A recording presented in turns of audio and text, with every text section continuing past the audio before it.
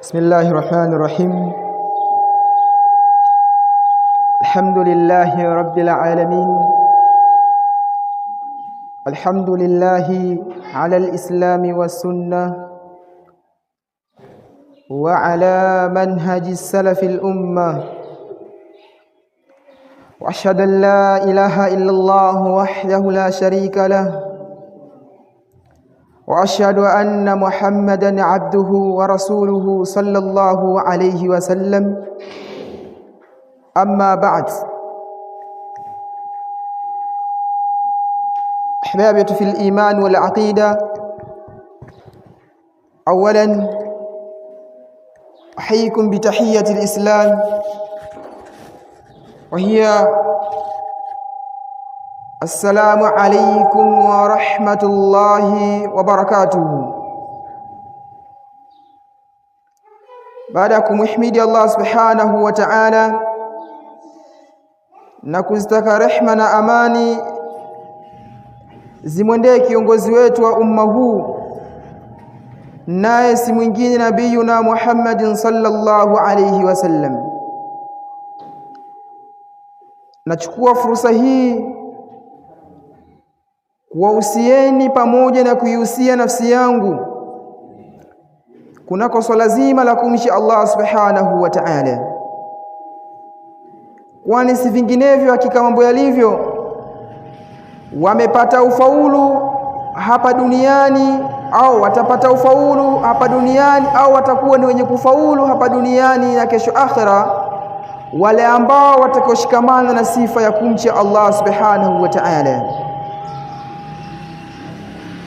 kama alivyosema Allah subhanahu wa ta'ala katika Qur'ani, katika kitabu chake ambacho hakina shaka, inna lilmuttaqina mafaza, hakika si vinginevyo wana wao waliomcha Allah subhanahu wa ta'ala ufaulu uliokuwa juu zaidi. Ndugu zangu katika imani,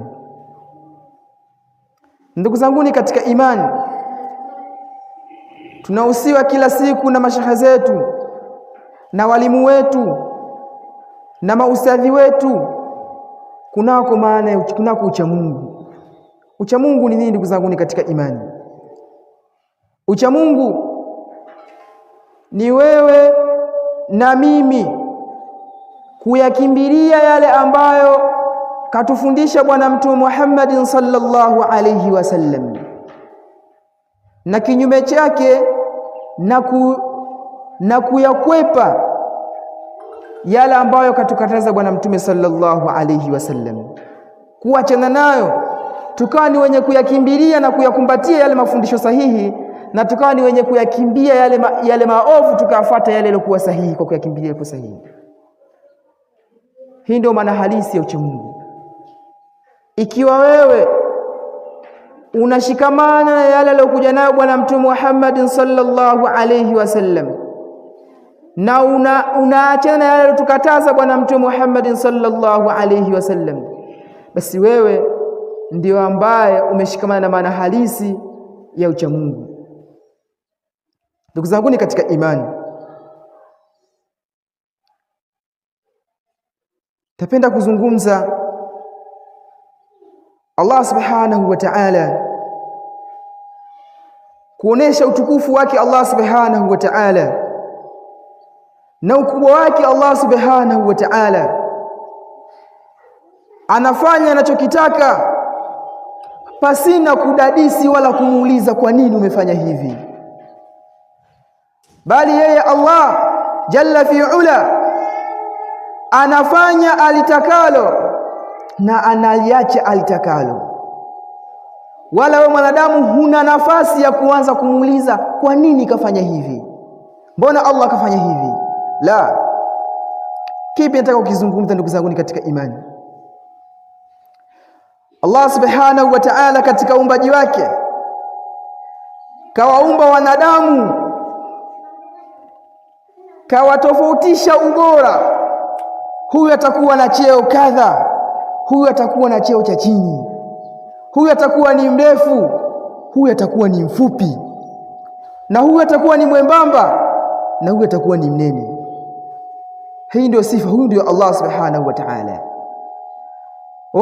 Na vile vile Allah subhanahu wa ta'ala katika uumbaji wake wa masiku vile vile mwaka mzima, katika mwaka mzima Allah subhanahu wa ta'ala kajalia kuna masiku yanakuwa ni bora kuliko masiku mengine, kama alivyojalia kuna wanadamu ni bora kuliko wanadamu wengine, huyu anakuwa ni bora kuliko huyu. Vile vile Allah subhanahu wa ta'ala kajalia hata katika uumbaji wake wa masiku haya, hizi siku ambazo tunaziona zinakwenda, kazijalia kuna bora zinakuwa zinashinda zingine, hizi ni bora, hizi si bora. Hapo nyuma tulikuwa na mwezi mtukufu wa Ramadhani, tulikuwa na siku moja ambayo siku hiyo inapatikana kwa mwaka mara moja tu, ambayo ni bora,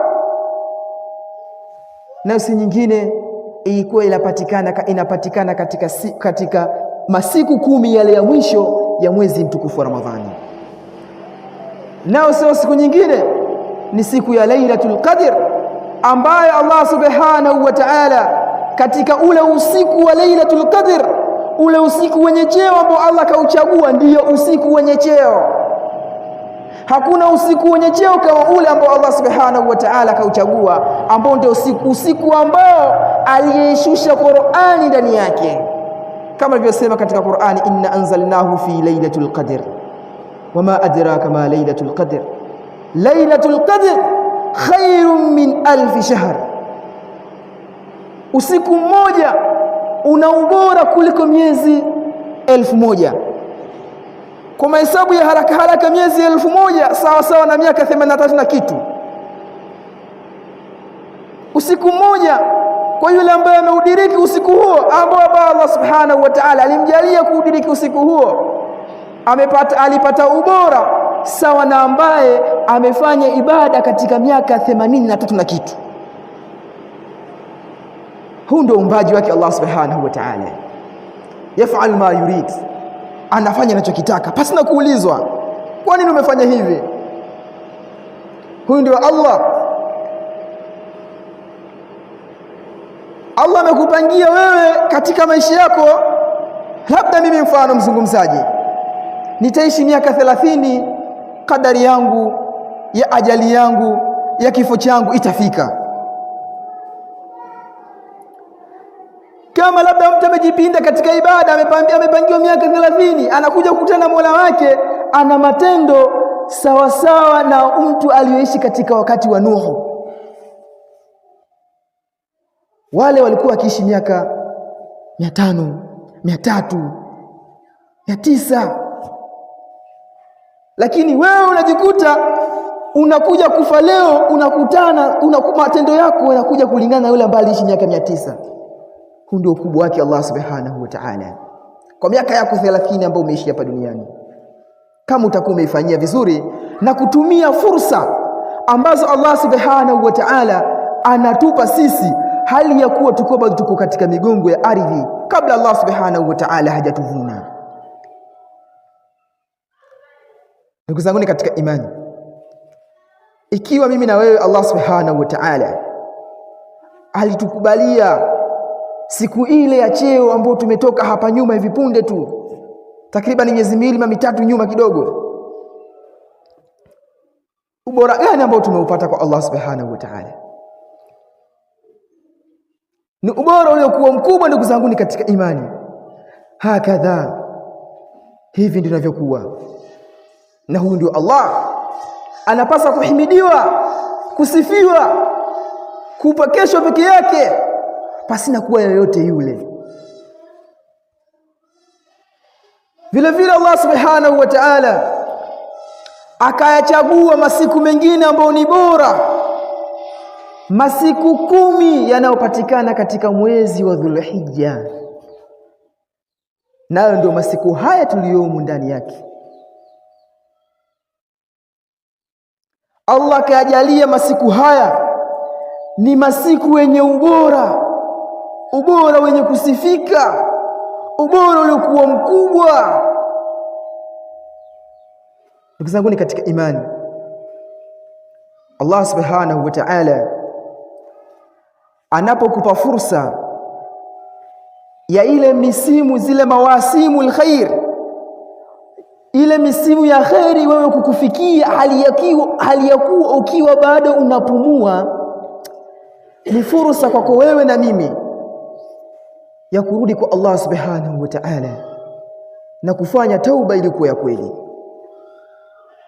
kwa sababu misimu ya khairi imetukuta angalau bado tuko hai, bado tuna roho, tunapumua.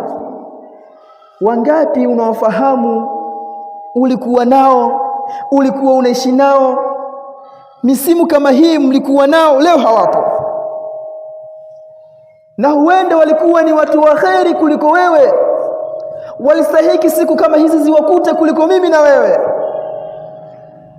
Ndugu zangu ni katika imani,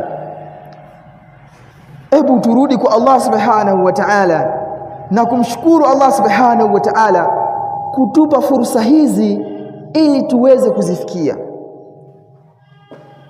Ndugu zangu ni katika imani, tupo katika masiku bora ambayo Mtume Muhammad sallallahu alayhi wasallam amesema, ma min ayamin ahabbu al-a'malu salih,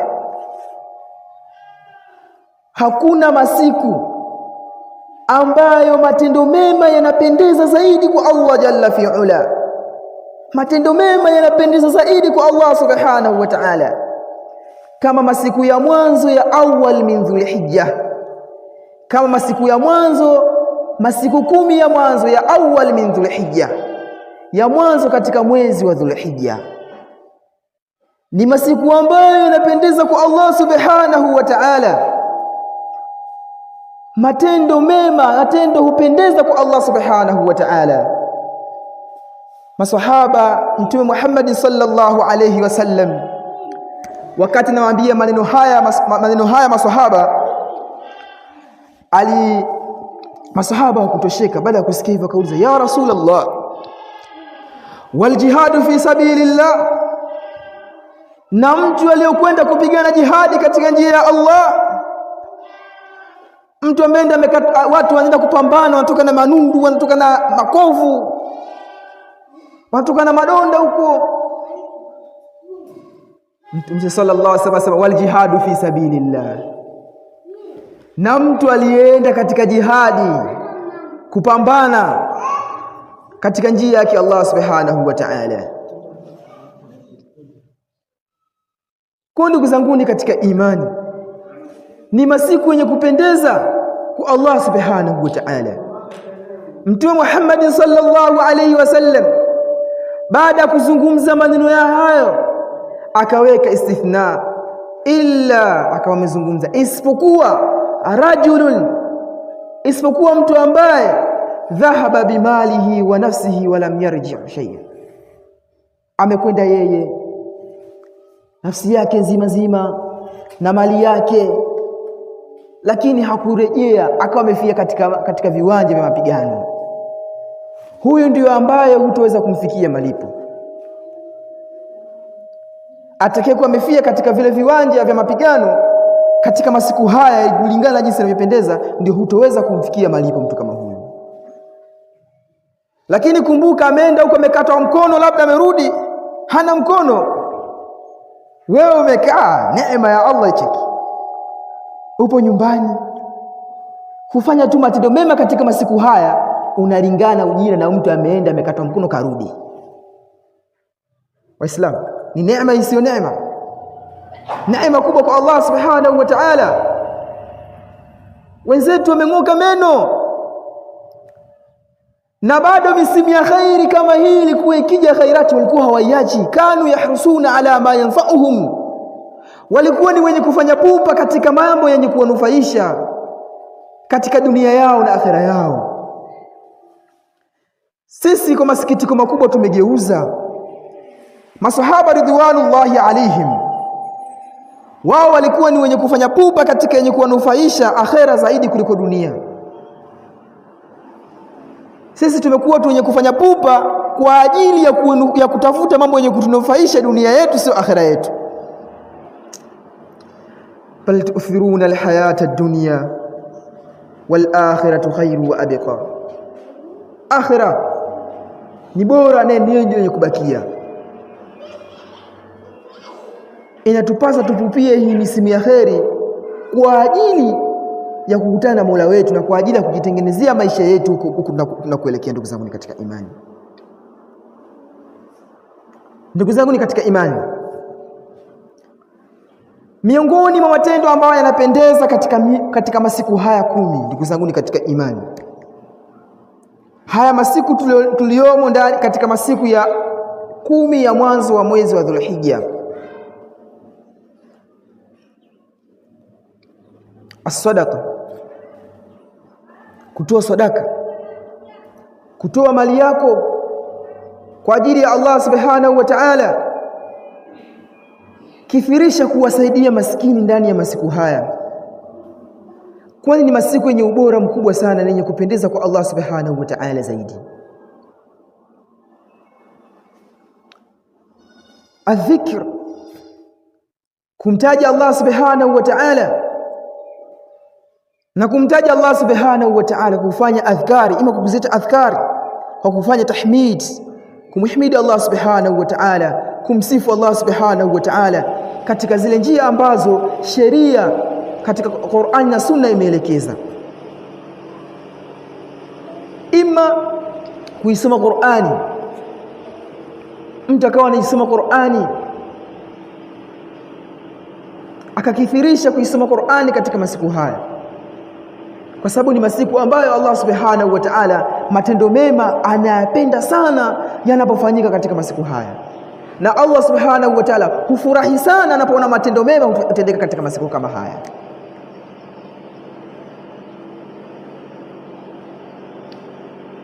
Miongoni mwa mambo mengine ambayo hupendeza zaidi, ndugu zangu ni katika imani, katika masiku haya, as-sawm, kufunga khasatan yaum Arafa, hasa kabisa siku ya Arafa, kwa sababu hii siku atakayediriki husamehewa madhambi ya miaka 2.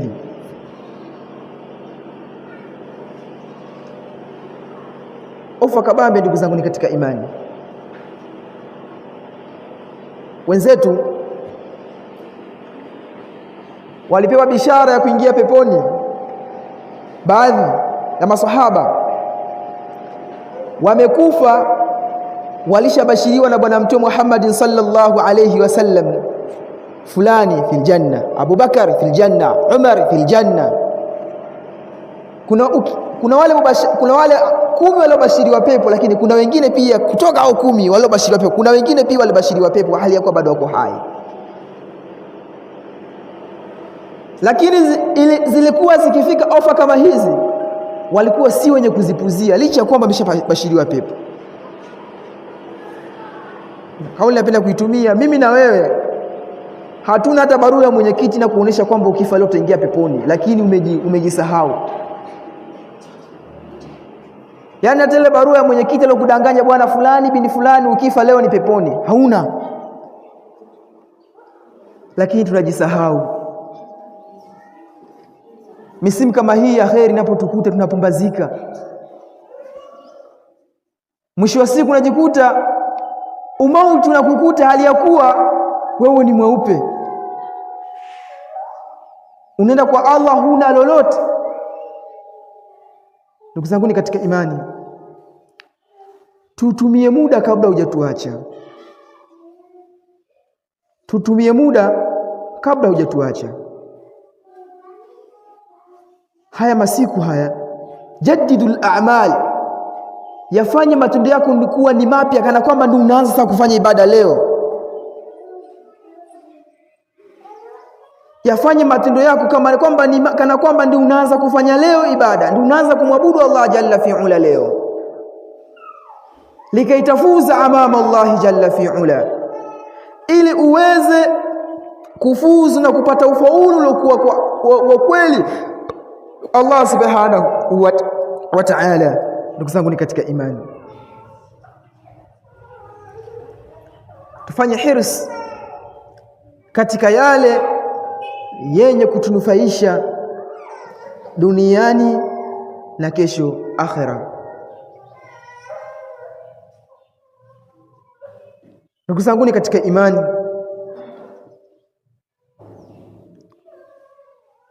kama nilivyozungumza katika masiku kama nilivyotangulia kusoma hadithi ya Bwana Mtume sallallahu alayhi wasallam kwamba haya ni masiku ambayo yenye kupendeza kwa Allah jalla fi'ala kuliko masiku mengine yote. Waislamu wale wasiosoma Qur'ani, basi zindukeni muisome Qur'ani, kwa sababu watu wamejua Qur'ani husoma mwezi wa Ramadhani tu. Ramadhani ilishaisha.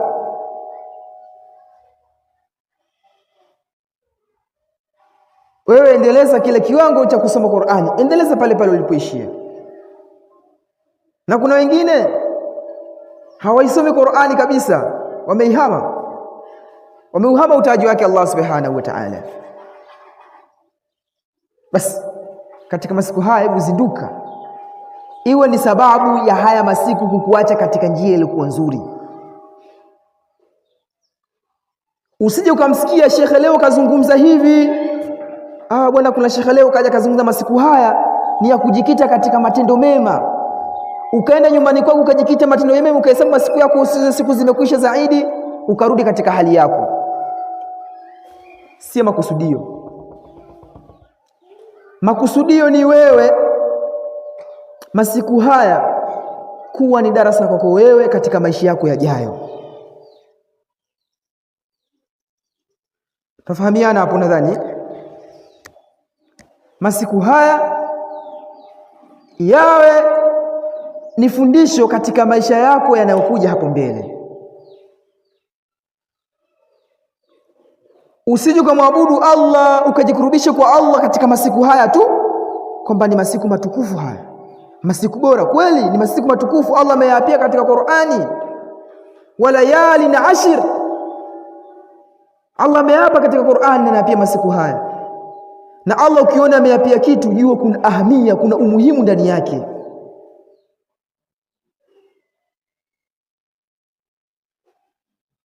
Ni masiku yenye ubora kwa Allah subhanahu wa ta'ala. Kama umeamua kuisoma Qur'ani ndani ya masiku haya, isije ikawa ni sababu ya baada ya masiku haya ukasema Qur'ani wewe msafu ukaweka pembeni ukawa unapigwa na vumbi. Ndugu zangu katika imani, wewe utahesabika umeihama Qur'ani. Tusihame Qur'ani. Hii Qur'ani ni mtetezi kwako wewe, itakutetea wewe leo hii kitokea umeenda kwa Mola wako. Na kuna watu wanaihama Qur'ani katika sampuli na mtu tofauti. Kuna ambao wanaisoma Qur'ani hawafanyi kazi yale ambayo yameshuka katika Qur'ani, yapo ndani ya Qur'ani. Mashaallah, fulani qari'ul Qur'an, qari'ul Qur'an, ni mwenye kuisoma Qur'ani. Mashaallah, anaisoma Qur'ani vizuri, mahir, yaqra'u wa yahfadhu jayyida. Mashaallah, anasoma vizuri, anahifadhi vizuri, lakini kaihama yale mafundisho yake. Qur'ani inasema usifanye kadha, wewe unafanya. Hicho kama unaisoma Qur'ani inasema usifanye kadha, wewe unafanya. Huyu kaihama Qur'ani pia.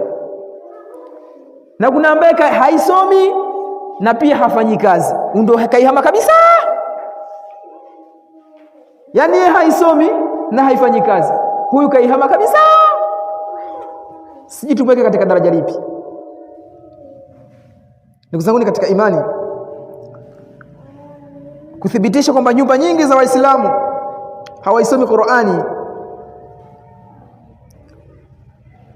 Kuna kisa kimoja